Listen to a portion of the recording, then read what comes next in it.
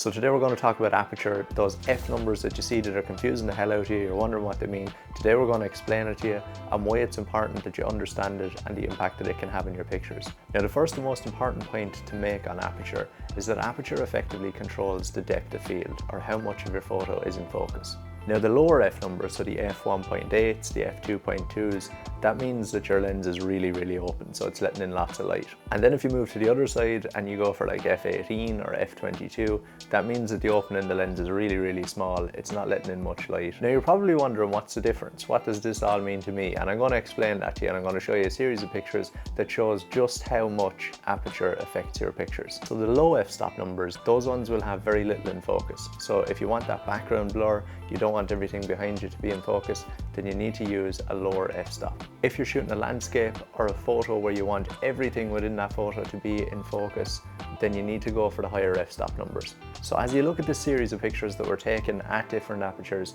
you can see the impact that it has on the image. So you can see with the lower apertures, that background is nice and blurred, you get that lovely effect on the pictures. And then you'll see as we move up through the apertures, we move up to those higher f-stop numbers, you can see the more that background is starting to come into focus.